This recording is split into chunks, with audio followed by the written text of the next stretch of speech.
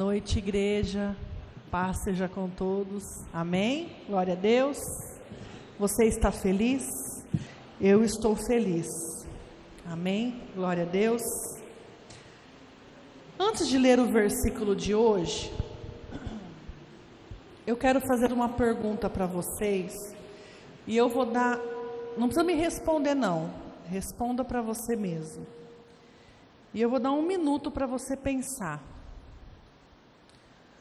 Se você pudesse, o que você mudaria no seu passado?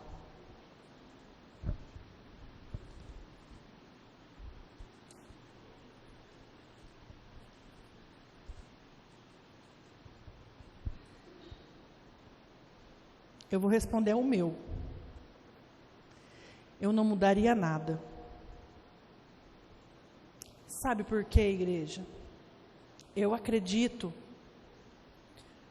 que tudo que eu vivi antes de conhecer a Cristo e depois de conhecer para Cristo fez com que eu chegasse aqui, onde eu estou. Eu vivi igualzinho vocês, momentos de dor, momentos de alegria, tristeza, traição, percas, fiz coisas de que não me orgulho, passei em lugares em que nunca mais passarei de novo, fiz coisas que me envergonho profundamente, mas eu não mudaria nenhuma delas. Nenhuma delas. E isso está escrito em Romanos 8, 28. Você que trouxe a sua Bíblia, abra comigo. Romanos 8, 28. E sabemos que todas as coisas contribuem juntamente para o bem daqueles que amam a Deus, daqueles que são chamados por seu decreto. A minha versão fala: sabemos que todas as coisas cooperam para o bem daqueles que amam a Deus, daqueles que são chamados segundo o seu propósito. Esse versículo é lindo, porque quando a gente pensa assim, tudo coopera para o meu bem, a gente só consegue pensar no tudo como coisas boas. Ai, recebi um aumento, tudo coopera para o meu bem. Vou mudar de empresa, tudo coopera para o meu bem. Mas aqui a Bíblia diz que todas as coisas são as coisas boas. Todo mundo está me ouvindo? Todas as coisas ruins, as coisas difíceis, a morte, a perda, a dificuldade financeira, a traição, todas as coisas cooperam para o nosso bem. E eu quero falar com você hoje que se nós olharmos todas as coisas com os nossos olhos, a gente nunca vai compreender o propósito de Deus.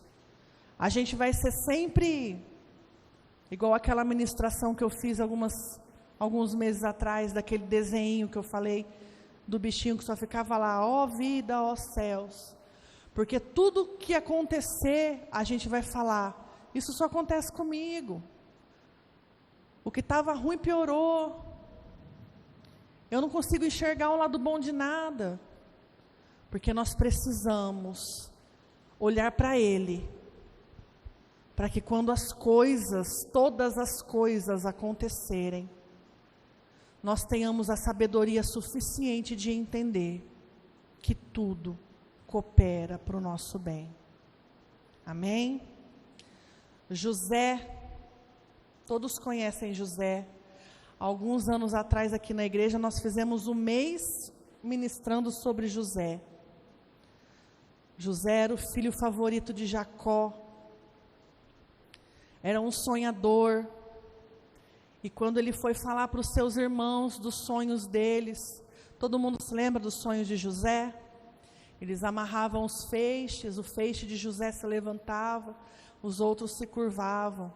O sol, a lua e as 12 estrelas se curvavam diante de José. Quando José contou o seu sonho aos seus irmãos, eles ficaram com raiva, com ódio.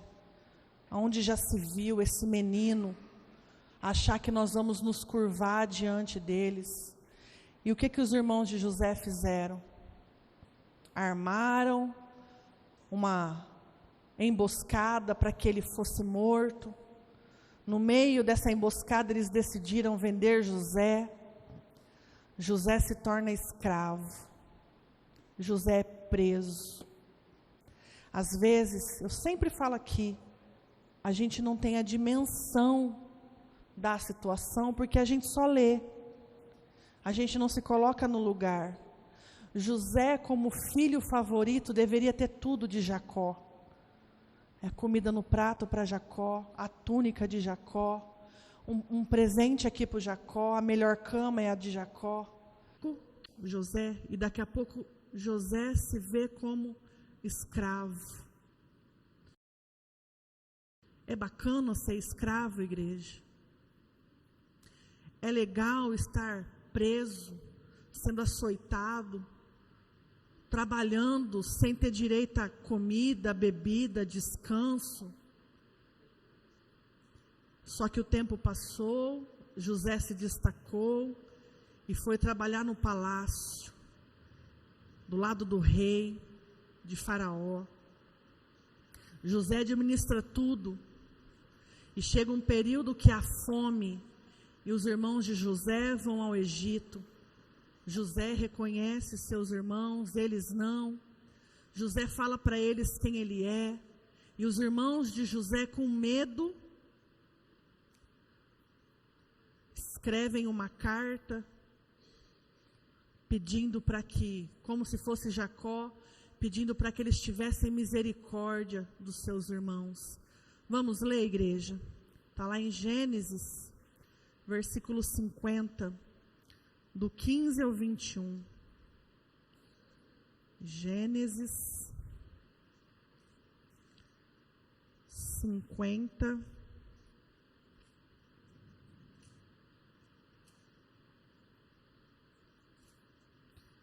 Do 15 ao 21.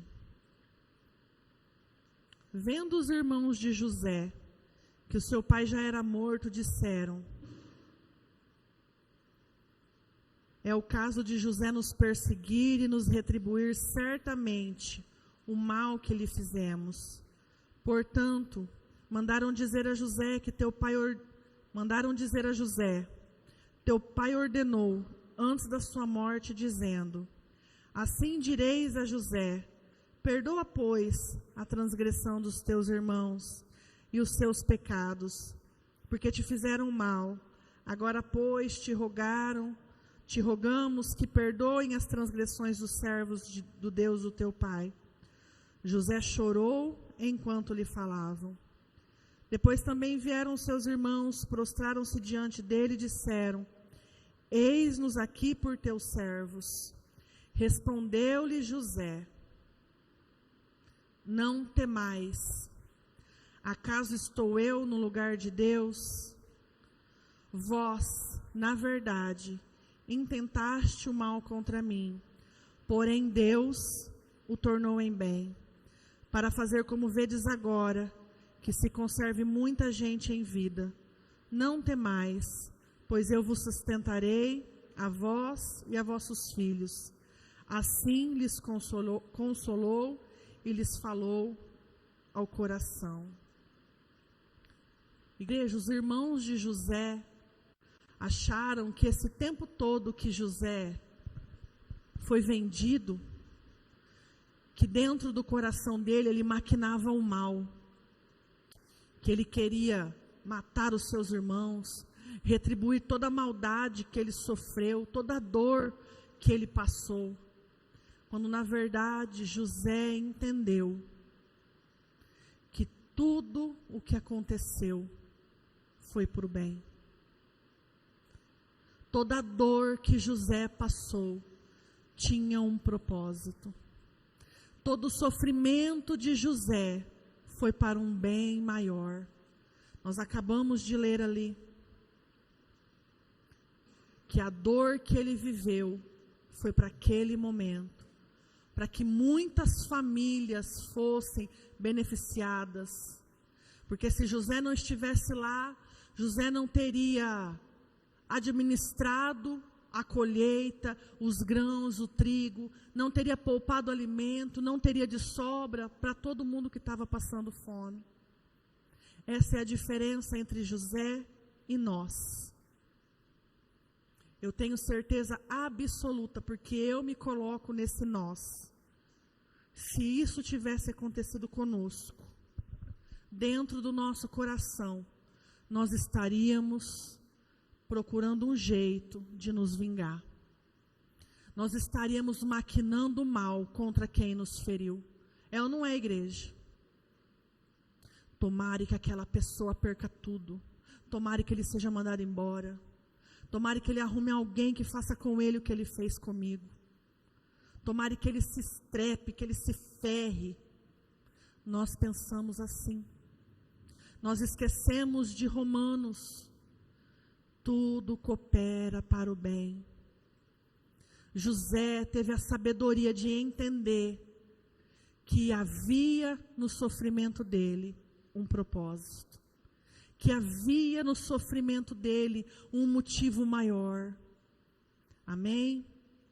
Existe também outro personagem, que é o mesmo que nos escreveu Romanos, Paulo. Todos vocês também conhecem a história de Paulo. Se vocês não conhecem, procurem conhecer. As cartas que Paulo escreve, os livros que Paulo escreve, eles entram, penetram na nossa alma e nos apresentam Cristo de uma maneira que todo cristão precisa conhecer. Paulo era perseguidor dos cristãos. Tem um encontro com Cristo. Torna um cristão disposto a obedecer, disposto a entregar a sua vida por amor de Cristo. E o que acontece com Paulo? Paulo é preso. Por que Paulo é preso? Porque Paulo proclamava as boas novas. Paulo falava de Jesus. E eu fiquei imaginando ontem, enquanto eu lia sobre Paulo. Paulo era um homem instruído. Paulo era um homem conhecido. Eu fico imaginando Paulo, uma pessoa tão fina, que você olha para ele e você fala, gente, olha que homem bem vestido, da barba parada, do cabelo arrumado, que fala corretamente, que age corretamente. E de repente, Paulo está na prisão. Um homem que comeu comida boa, que vestiu roupa boa, que andou em cavalos de raça, que andava na companhia de pessoas importantes, se vê preso. Eu tenho certeza absoluta que a prisão onde Paulo estava não era igual à prisão que a gente conhece. Não tinha refeições, não tinha um colchão, não tinha banheiro, não tinha visita, não tinha celular. Eu fico imaginando Paulo numa prisão, num calabouço. Todo mundo sabe que as prisões antigamente eram lá embaixo nos castelos, né? Num lugar com pouca luminosidade, insalubre, fedido, cheio de rato. Paulo estava preso com assassinos, com o pior tipo de pessoas. Em algumas passagens bíblicas diz que às vezes os presos ficavam presos junto com os guardas presos em pedaços, presos na parede, sem alimento, sem banheiro. E eu fico imaginando Paulo nesse lugar, um homem que já se vestiu bem, que já comeu bem, que só frequentava lugares bacanas, se vê numa situação dessa. O que nós pensaríamos sendo presos por causa de Cristo e estando num lugar assim? Por que eu fui entrar nessa? Por que eu fiz isso? Coitado de mim, eu não mereço estar nesse lugar. Eu estudei, eu sou importante, eu tenho um cargo, por que eu estou aqui? Paulo, ele tinha todos os motivos do mundo para se prostrar, para murmurar, para se entregar àquilo que ele estava vivendo. Mas o que Paulo fez? Eu quero que você abra sua Bíblia em Filipenses, capítulo 1. Filipenses 1, do 12 ao 21. A minha versão é bem diferente da que está lá. Então, se vocês quiserem prestar atenção no que eu estou falando, diz assim: irmãos, eu quero que vocês saibam que as coisas que acontecem comigo têm contribuído para o progresso das boas novas. Sabe quando Paulo escreveu isso? Na prisão. Nesse quadro que eu acabei de falar para vocês. Eu fico imaginando Paulo fedido, com fome, com feridas no corpo, com dores, escrevendo isso. Como resultado disso, todos os guardas do palácio e todos os outros ficaram sabendo que eu fui preso por seguir a Cristo. Também a maioria dos irmãos no Senhor tem sido encorajada por causa da minha prisão. Eles estão ganhando cada vez mais confiança para anunciar a mensagem de Deus sem medo. É verdade que alguns deles anunciam a mensagem de Cristo por inveja, rivalidade. Outros, porém, anunciam na boa vontade. Estes fazem isso por amor, pois sabem que fui colocado aqui para defender as boas novas. Mas outros anunciam a mensagem de Cristo por interesse pessoal e não com sinceridade, pois a intenção deles é aumentar o meu sofrimento aqui na prisão. Mas o que importa isso? O importante é que Cristo seja proclamado de qualquer maneira, quer por bons ou por maus motivos. E com isso eu me alegro. E sempre me alegrarei. Eu estou certo de que isto resultará na minha libertação, por meio da oração de vocês e da ajuda do Espírito de Jesus Cristo.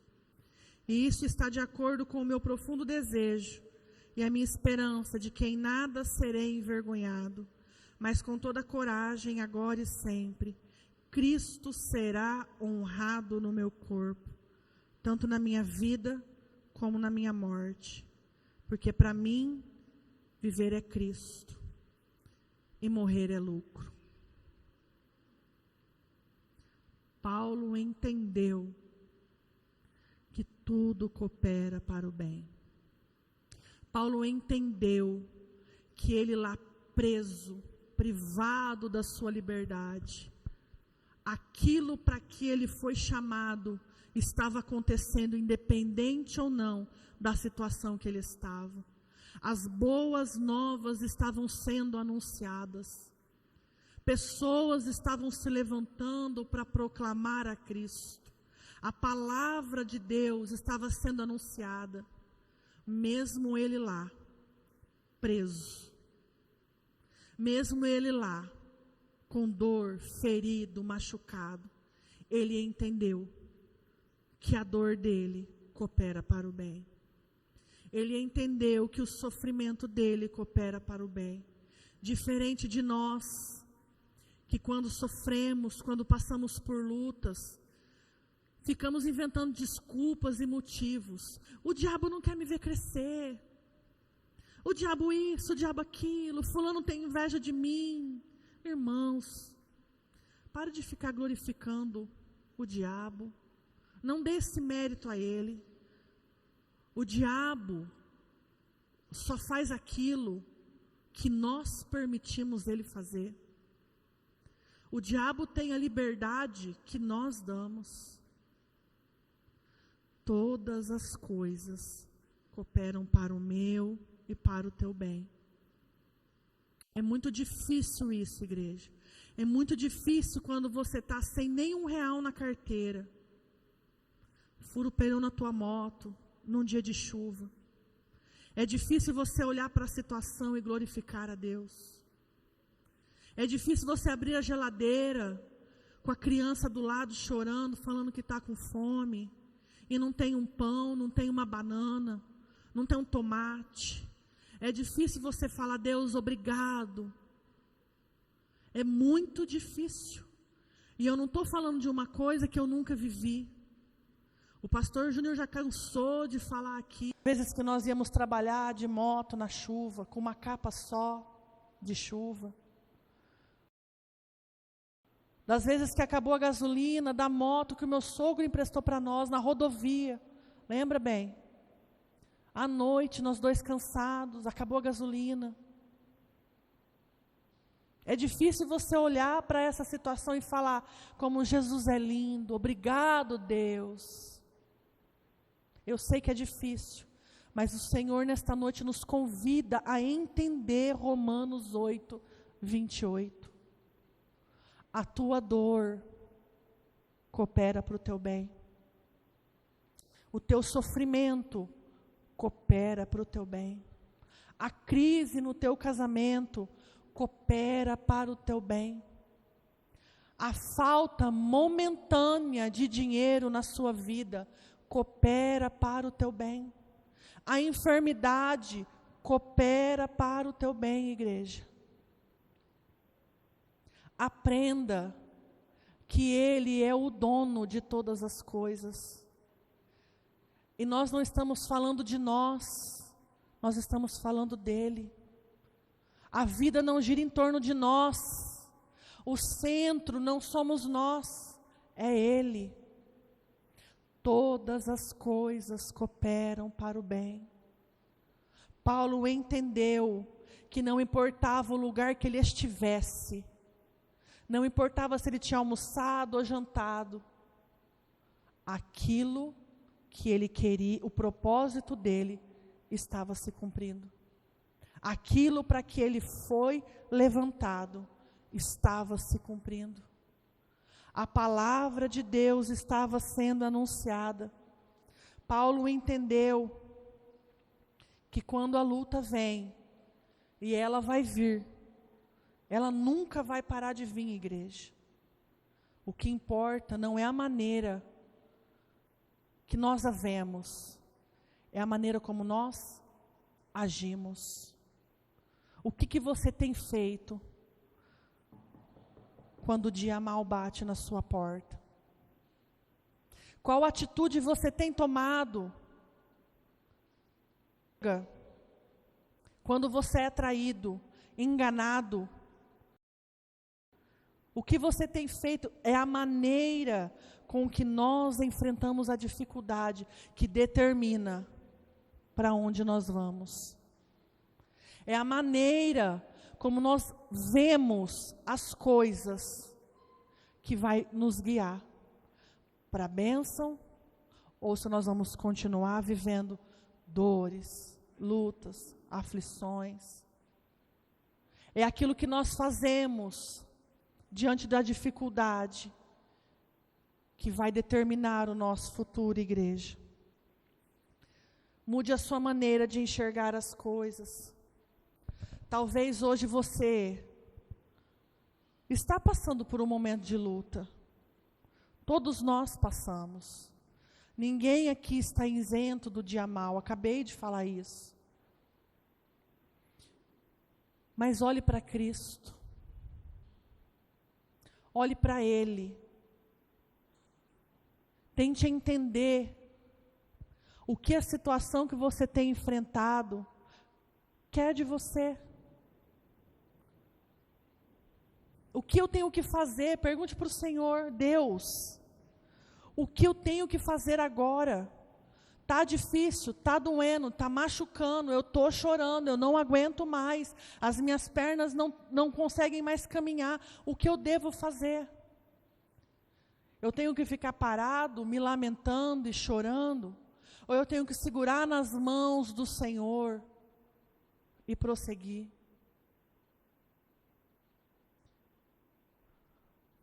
Igreja, Paulo, ele fez uma escolha. Ao invés de ser prisioneiro de homens, ele escolheu ser prisioneiro de Cristo.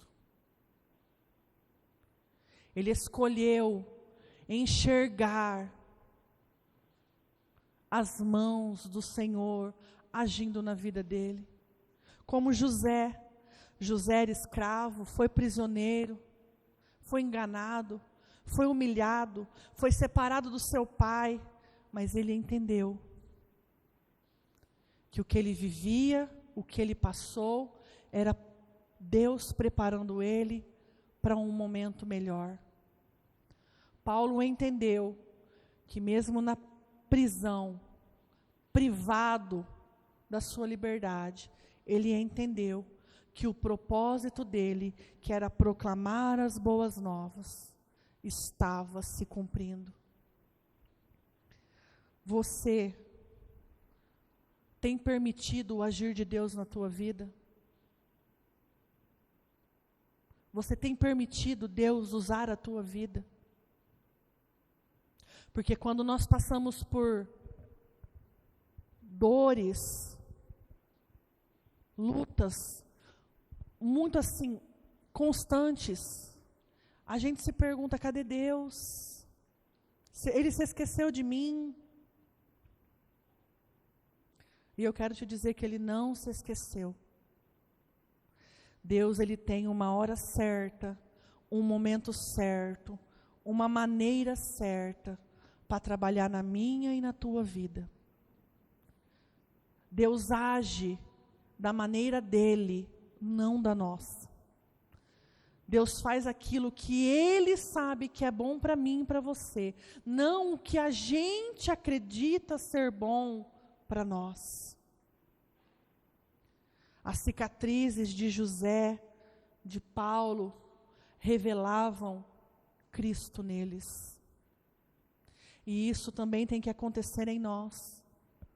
As nossas cicatrizes, as nossas dores, têm que revelar Cristo em nós. Nós temos que entender, igreja, eu vou repetir mais uma vez Romanos 8, que tudo coopera para o nosso bem. Que todas as coisas cooperam para o nosso bem. Todos os caminhos, todas as dores, cooperam para o nosso bem. Deus tem esperado você entender isso, para agir na sua vida. Enquanto nós demorarmos para entender isso, nós ficamos igual um carro na lama, quando atola. Quanto mais a gente acelera, mais a gente afunda, mais a gente se suja. Entenda, igreja, que o plano, o propósito dele vai se cumprir na sua vida, quando você entender que todas as coisas cooperam para o teu bem. Eu quero ler com vocês Filipenses 3. Filipenses 3, do 7 ao 11. Paulo ainda dizendo: mas por causa de Cristo, todas as coisas que para mim antes eram lucro, agora eu as considero como perca. E não somente essas coisas, mas eu considero tudo como perca por causa da grandeza que é conhecer Cristo Jesus, o meu Senhor. Por causa dele, eu perdi todas as coisas e eu as considero para que eu possa ganhar a Cristo e ser achado nele. Em Cristo, eu não tenho a justiça própria que é baseada na lei, mas a justiça que vem pela fé em Cristo. Isto é, a justiça que vem de Deus e que é baseada na fé. Tudo o que eu desejo é conhecer a Cristo, é experimentar o poder que foi manifesto quando Ele ressuscitou dos mortos. Quero também participar dos seus sofrimentos e me tornar como Ele na sua morte, com a esperança de que assim eu alcance a ressurreição dos mortos. Paulo entendeu, igreja, que não importa o que nós estamos passando, que o importante é Ele se manifestar em nós. Paulo, na prisão, escreveu o livro de Filipenses, Efésios, Colossenses. Nós, na pandemia, quando ficamos em casa, quantos livros escrevemos? Nenhum. Nenhuma frase. Talvez nem lemos a Bíblia. Talvez nem oramos. Só ficamos murmurados e indignados. Paulo, ele enxergou que para ele chegar ao final, ele tinha um processo. E que o Senhor estaria com ele nesse processo. E que se ele permanecesse firme, Cristo se manifestaria através da vida dele. E foi isso que nós acabamos de ler. Paulo entendeu que todas as coisas que ele conhecia, para ele agora não tinha valor nenhum. O importante é Cristo. Igreja, não importa quanto dinheiro você tem na sua conta. Não importa quantas vezes você foi para a praia. Não importa quantas bolsas de marca você tem. Não importa quantas vezes você já trocou de carro. Não importa. O que importa é Cristo. O que importa é nós conhecermos a Cristo. O que importa é nós entendermos que tudo coopera para o bem. Porque Ele nos ama. O que importa é a manifestação dele através de nós. O que importa é nós sermos como Paulo, independente de onde nós estamos, nós vamos proclamar aquele que nos amou primeiro. Independente da situação que nós estamos, os meus lábios vão glorificar aquele que se entregou por mim. Não importa a dor que eu estou passando, o importante é Cristo ser glorificado através da minha vida. Igreja, é difícil, eu sei que dói, eu sei que todas as coisas doem muito, mas elas cooperam para o teu bem. Grupo de louvor, entenda que Ele tem um propósito muito maior para você do que a dor que você está sentindo.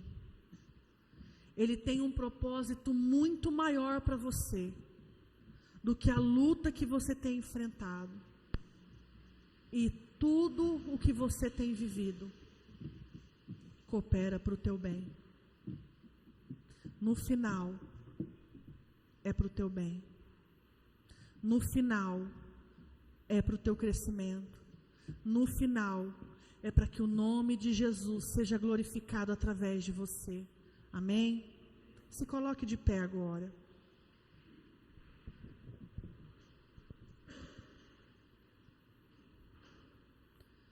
Peça para que o Senhor nessa noite fale com você aquilo que Ele disse a Paulo. Que o importante é Ele, é a presença dEle, é a manifestação da glória dEle através da tua vida. Amém? Feche os seus olhos. Aleluia, Jesus. Nós estamos aqui, Pai. Talvez nós estamos passando por um momento em que nós não enxergamos perspectivas nenhuma. Talvez nós estejamos passando por lutas tão difíceis que quando nós dobramos os nossos joelhos, nós só choramos. Em nome de Jesus Cristo, que a Tua presença nas nossas vidas seja mais importante do que qualquer dor, do que qualquer luta, do que qualquer coisa que possa nos tirar a nossa paz, ó Deus. Em nome de Jesus, Pai, nós entendemos que tudo coopera para o nosso bem. Nós entendemos, Senhor. Aleluia, Jesus.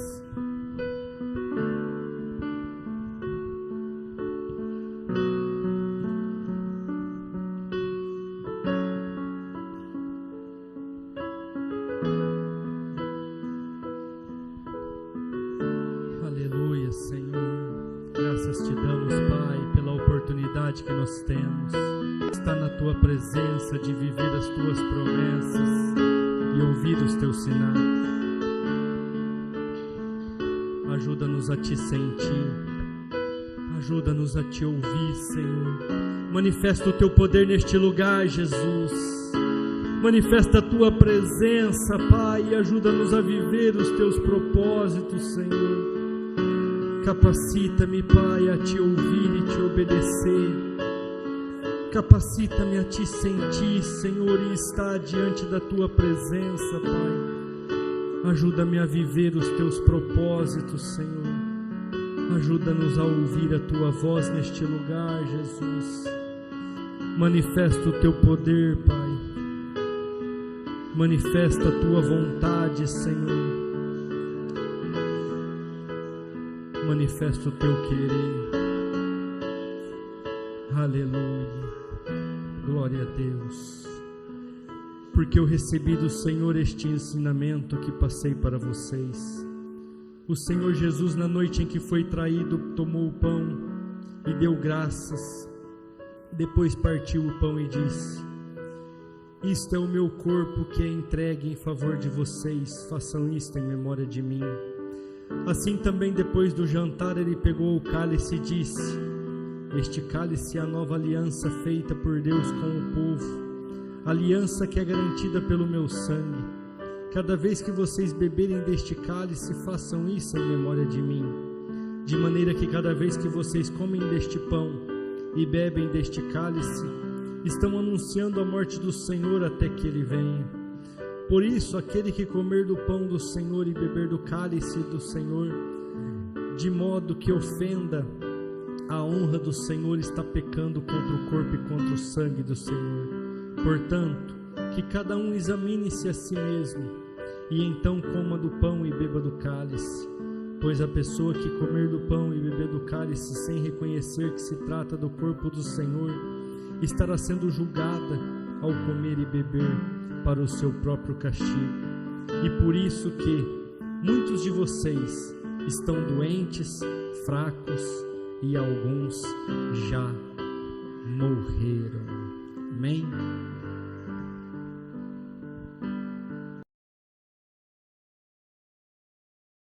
Se nós nesta noite vamos tomar a ceia, é porque Jesus contribuiu com esta ceia. Como? Se entregando na cruz. Porque quando nós comemos o pão, é como se fosse a sua carne. E quando nós bebemos o vinho, é como se fosse o seu sangue. Igreja, o que eu quero que vocês entendam de uma forma que nunca mais esqueçam, é que Jesus está comprometido com a igreja. Ovos com bacon, um colaborou, o outro deu a vida para que existissem ovos com bacon. A galinha deu o ovo, e o porco morreu para contribuir com o bacon. Se nós estamos aqui nesta noite para comer o pão e tomar o cálice, é porque Jesus se entregou e contribuiu para este momento. E muitas vezes nós não estamos comprometidos com o Senhor. Não estamos comprometidos com aquilo que fazemos. Não estamos comprometidos com a nossa vida cristã. E é por isso que temos muitos fracos e doentes, e alguns até que dormem. É difícil, igreja? É complicado, igreja? E eu sempre, já preguei várias vezes aqui, principalmente quando você já viveu as coisas boas, aí você tem que passar pelas lutas, porque se você não conhece, você não sabe, mas se você conhece, você sabe o que é bom. Igreja, Jesus,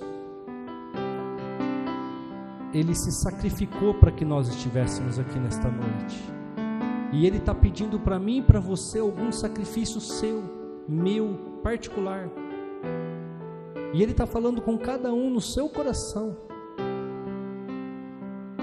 Abra a mão, entregue, confie, e Ele vai fazer, Ele vai contribuir, porque Ele está totalmente envolvido com isso. Amém? Aleluia. Tudo coopera para o bem daqueles que amam e são chamados pelo Senhor. Romanos 8:28. A pergunta é: até que ponto você está comprometido com Jesus? Ou você está envolvido?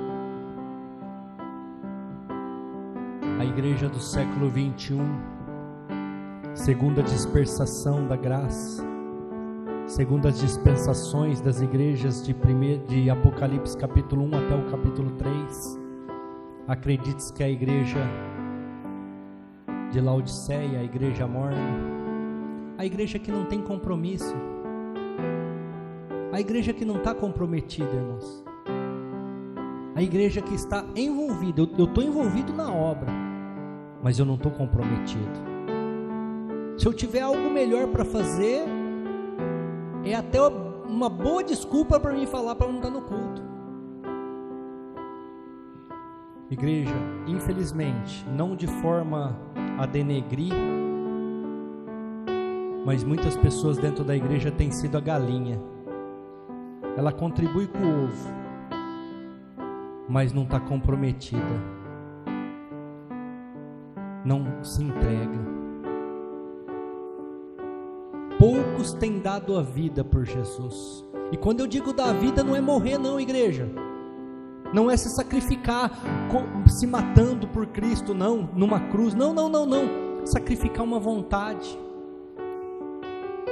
sacrificar um desejo, sacrificar um vício. A igreja hoje em dia não consegue nem sacrificar 10% do seu salário para ofertar como dízimo e oferta. Não consegue. São poucos os dizimistas. Eu não estou falando isso porque eu quero teu dízimo, não, pelo amor de Deus. Deus vai fazer 5 anos agora, dia 27 de maio. Deus sustentou até aqui. Deus nos manteve até aqui. Não é por isso, não. Eu estou dizendo sobre comprometimento. Eu estou comprometido com a obra. Eu estou comprometido com Jesus. A Amanda fez uma pergunta no início do culto aqui: quem está alegre? Quem está feliz por estar em Jesus? Igreja, para mim o domingo é sagrado. Para mim o domingo é dia de oração. Para mim o domingo é dia de preparar a palavra. Para mim o domingo é dia de culto. E não é porque eu sou pastor, não. Você pode pegar meu 20 anos para trás aí, pode pegar. Desde quando eu tinha 21 anos, é assim. Eu sacrifiquei a minha juventude, eu sacrifiquei as minhas vontades, eu sacrifiquei os meus desejos carnais, eu sacrifiquei muita coisa para poder estar aqui. E tudo que eu passo contribui, possamos contribuir para o nosso bem. mas muitas vezes as pessoas estão envolvidas, mas não estão comprometidas. Jesus se comprometeu comigo, com você, quando Ele se entregou na cruz. Ele não simplesmente se envolveu, Ele falou: eu vou dar a vida por vocês, eu vou entregar a minha vida no altar do Senhor, eu vou morrer crucificado, com pregos, meu sangue vai derramar, e vai, no português mais prático, vai verter, para que vocês tenham direito à salvação. E muitas vezes nós temos vivido como a galinha: eu vou dar o ovo, mas não vou me sacrificar por causa do ovo. Vou contribuir com o ovo, mas não vou me comprometer. O porco tem que morrer para ovos com bacon. Jesus teve que morrer para que eu e você tivesse salvação. Jesus teve que morrer para que nós pudéssemos participar do corpo e do sangue. Jesus se comprometeu, por isso nós temos o corpo e o sangue. E é por isso que eu acho que 1 Coríntios 11 é o versículo, deixa eu pegar aqui certinho para vocês, 30. Por isso há entre vós muitos fracos e doentes, e muitos que já morreram, porque não entendem o compromisso. Estão envolvidos, conhece, já batizou, legal, mas não estão comprometidos. Feche os seus olhos, igreja, vamos encerrar. Senhor nosso Deus, diante de Ti nós colocamos as nossas vidas, Pai, os nossos caminhos.